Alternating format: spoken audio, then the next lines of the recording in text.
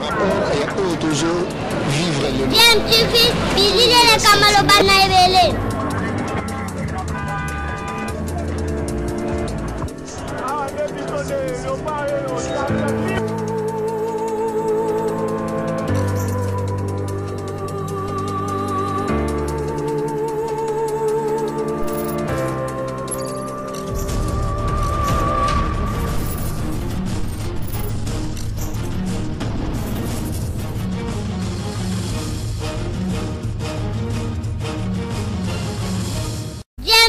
toujours en avant. Il y a DMTV Mbote Nabino et Sengoza Bicho ya koyeba ke boze belé boza kolanda chaîne YouTube Nabino DMTV où propose Nabino actualité, ba analyse fait tout ça la sur actualité hein, ba sujet d'actualité, ba faits sociaux na ba réalité où toza ko vivre biso en République démocratique du Congo. Webi kande to lobaka botama congolais oyoka elengi botama congolais ba botama congolais te barata donc na Congo makambo ezanga kate vous le savez.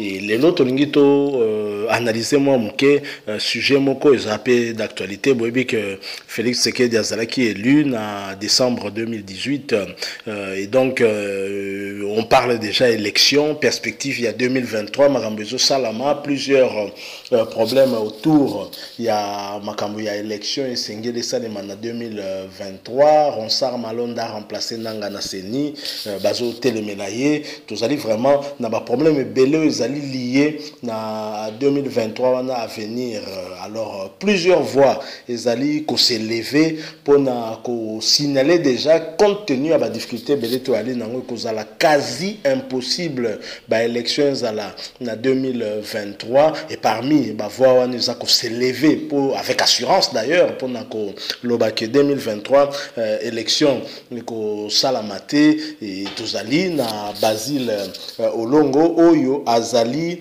le dernier, on va dire, ministre, hein, il y a intérieur, il y a gouvernement, Oyo, il y a Joseph Kabila, il y a gouvernement, il y a Bruno Tibala, il y a Onde Sala qui transite, hein, transition, il y a Kokota. Na mandat, il y a Félix Tshisekedi jusqu'à ce qu'elle soit remplacée par si gouvernement Sylvestre Ilunga Ilunkamba. Alors Basile Olongo a commis moi mke koloba moi makamoko par rapport à l'élection wana ya zotiama ina monokote pona ye azomona ke en tout cas 2023 élection kozalate soki pesa na 2023 te kozalape pembeni ya 2023 te o makamute o Basile Olongo azoluka. Alors pour que vous comprendre, Makambo Malam, je vous propose Bolandaye Moko pendant quelques minutes, Boyokaye attentivement, Boyoka Makambalobi, est-ce qu'elle a la raison, bah paramètres à Talisibiso, est-ce qu'elle a la raison, Tozonga, par la suite pour que Toye Bako analyser, hein, bah propos Ana ya Basile Olongo, le tout dernier ministre intérieur, là qui vice-ministre, mais Tango titulaire naye Alongwaki, Ye Ayaki, quoi, assumé intérim, il y a vice-premier ministre,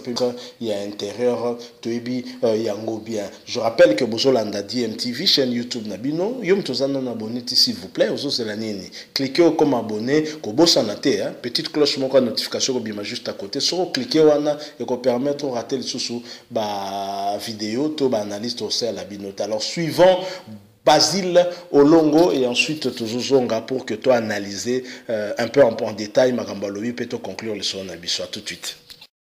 Ezana eloko munene ozana kati ya mboka oyo il faut to bongisa loi électorale ndoyoki réforme électorale na ba 13 députés personnalité bazo tambola Martin Fayulu pas au Sengango réforme Martin Fayulu pas au Sengango réforme wana zo senga nini boyoka bien pour mon mesanika koloba réforme wana oyo Martin Fayulu azo senga yango ezali nini toko toucher mibeko oyo na kati ya loi électorale na loi électorale mibeko oyo toko simba kati mibeko wana ezali élection présidentielle na 2 tours élection présidentielle ceux qui tolito sango na 2 tours il faut to simba constitution ya mboka il faut to modifier yango Ce qui te modifie la constitution, il faut te soumettre à un référendum. Mais on peut le faire à l'Assemblée nationale. Ah, Assemblée nationale, on n'est pas parti au référendum. Très bien. On peut le faire avec les deux chambres. Ah, or confiance ezalité dans l'Assemblée wana, Assemblée Mabunda. Confiance, population, azanangote,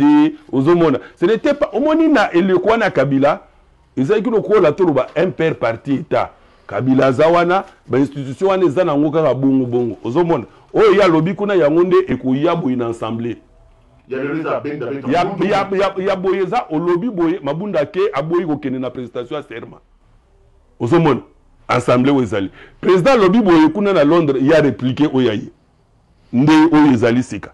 Donc il ne faut pas que tu revaka, il faut que tu aies solo n'engezali. Donc il faut qu'il y ait un référendum. Or référendum c'est une élection mes frères.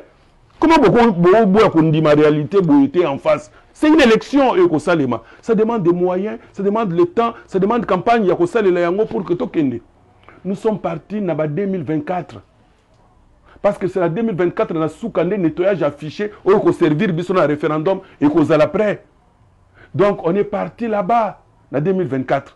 Rien que pour ça. Donc c'est sur raison Moussa Misatu. Raison Misatu ezali mbongo. Mbongo ya organiser l'élection. Mbongo ya organiser l'élection. Pour mbongo organiser l'élection, ils ont senga que biso moko to financer. To sto ndibi bo somi na biso to financer l'élection. Ceux qui sont là qui na 1.5 photo kitamuke mais boye ba que donne ya sike koti. Donne les alinini recensement yaba congolais oyo tozali un sous-continent mboka oyo il faut isalima nanu bandité mbongo pe il faut tozwa yango ezala ekobenda mikolo élément mosusu ezali nini vote par des Congolais vivant à l'étranger mbalo yo bako voter na élection oyo ko vanda te au mona ke non yo kaka ozana Kinshasa awa yo nde Congolais ba o bazana poto bazana droite bazana droit ya ko voter la fois passée to keneki na lombango to lobi temps ezo permettre bisote mais mbalo yo temps ezali bazali 10 millions à peu près éparpillés à travers le monde. Il faut qu'on travaille pour que bango pe baye bako voter. C'est pourquoi pour faire de bonnes élections, les paramètres nyonso wana réunis et que paramètres oyo ko fixer biso année oyo ba tokozala na 180 000 hommes formés et dire encore que na babuku oyo tozanango il y a sécurisation des élections, il nous faut 240 000 maximum. Na réduire na zoaki minimum. Donc c'est costaud quoi. C'est costaud. Donc, aux hommes qui nous toujours comme en 2030. Donc les paramètres vous nous amènent selon vous en 2030. En 2030. Basile Longo, 2030 on accepte. Entre-temps, qu'est-ce qui se passe? On va donner plus d'un mandat à Félix. Kabila a glissé au moins de 2 ans. Félix va glisser de 7 ans. Qu'est-ce que vous préconisez, vous? Voilà. Ténor. Très bien. Et le quoi, non. Ma pouvoir que tu pousses à naté ko batu ba kando ko est-ce que zo senga dialogue. To yebi que non ba groupe ba ko sala musala nango. Mais le quoi liboso boto si constitution ya mboka. Ezolo banini. Ezolo bake le président actuel va rester en fonction jusqu'à l'installation du nouveau président élu. C'est le même discours que tu nous as tenu à l'époque de Kabila. Maintenant je tiens le même discours à l'époque de Félix. Vous ne trouvez pas que je suis... Qu'est-ce qu'on vous a promis, Basile? Pourquoi lobby Péro? Non, Péro. Non. Pourquoi avec Kabila, nous avons tenu à respecter l'article de la Constitution? Les autres, parce qu'ils ont dit Félix. Il vous a promis quoi, Félix? Non! J'ai lu seulement, j'ai dit comme le président béninois que je sais lire la constitution de mon pays. C'est-à-dire, premier point, Félix reste en fonction à l'installation du nouveau président élu. Mais là où il est différent avec Kabila, c'est quoi? C'est qu'il a l'avantage de postuler. Et si, et ça dit que non, il est réélu, donc il est parti jusqu'en 2035. Donc c'est ça le problème. C'est-à-dire qu'on laisse Félix le 7 ans là au pouvoir, sans l'embêter, sans le déranger, parce que nous devons suivre les schémas de Basile, les 7 ans de Basile Lolo. Voilà, Botiko Landawana Naboke Bignonso, je le crois, hein, Basile Olongo Nenge à lobby, selon Basile Olongo en tout cas, élection et Kozalate en 2023, parce que paramètres n'y surtout, signaux n'y surtout, indicateurs n'y surtout, ça autant les sabiso que c'est difficile qu'organiser élection en 2023. D'abord parce que Basile Olongo a estimé que Sengel Nabiso Toko ko apurer na nous arrière autozana ngo bobi que l'élection belé salamate notamment l'élection municipale et locale na demandé au Kabila sali l'élection nitkali ko salamate selon il faut ko apurer na nous yango. Il y a également problématique il y a participant na l'élection à congolais de l'étranger bobi que mbalo zapa ki bango alors qu'ils étaient prêts vraiment à participer na l'élection parce que bazo représenter nombre moko important. Il y a congolais, ils ont le droit aussi de voter dirigeant na bango et tout ça sous la problématique il y a référendum.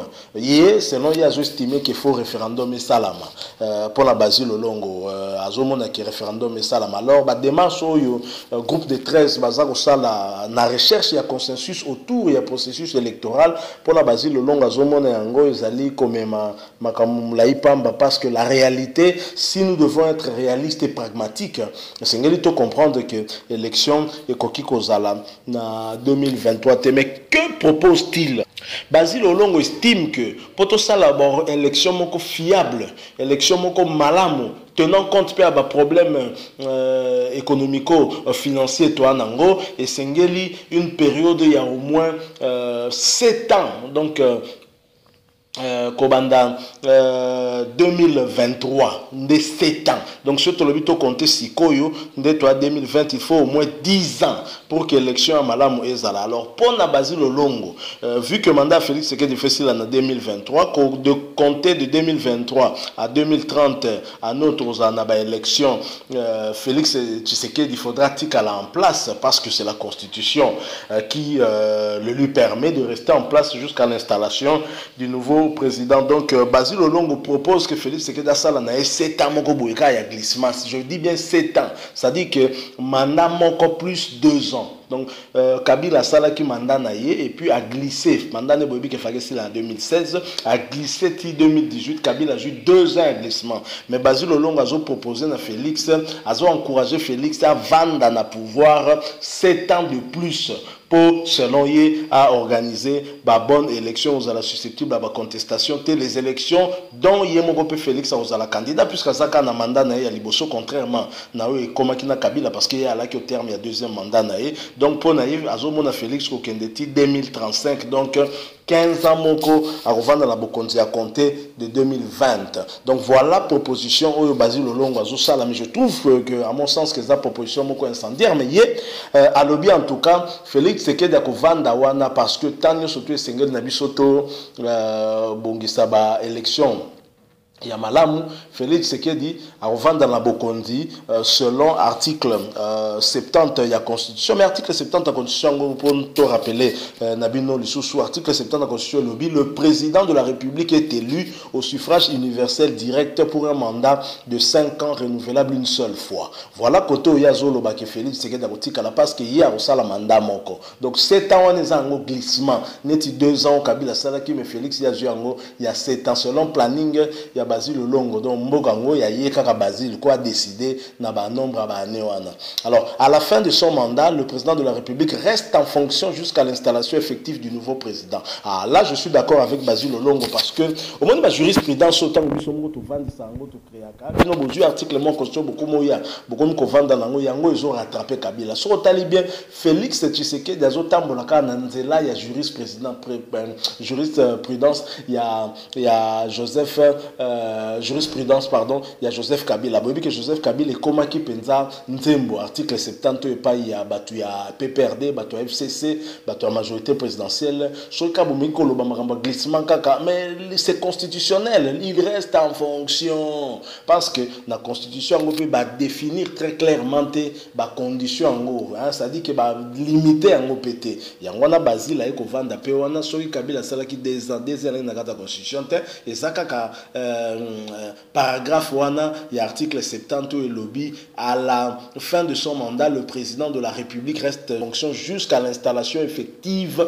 du nouveau président. T'as la jurisprudence au Kolia Bato FCC mais Bato FCC bazana kanda siko bango bazui place ya opposition nengo opposition zala qui ko réclamer élection salama en 2018 vous savez que Bato bakufa po nango le loyo position ya FCC zali plateforme politique ya Joseph Kabila po na bango pour na bango na communiqué moko basala qui est daté du 29 juillet lors il y a conférence de président il y a FCC ba prévenant qui que bango ba koza sima il y a aucune initiative qui pourrait avoir pour conséquence de retarder ba élection il y a 2023 talanan o kolokate bino bo retarder élection en 2016 siko bino bozolo ba ke boko lingate ba retarder po bino banani mboka ngoya ba koko la bino donc Félix Tshisekedi peut glisser, à mon avis, ce qui est allé réellement dans le but d'organiser de bonnes élections. Joseph Kabila a glissé, mais organisé de bonnes élections.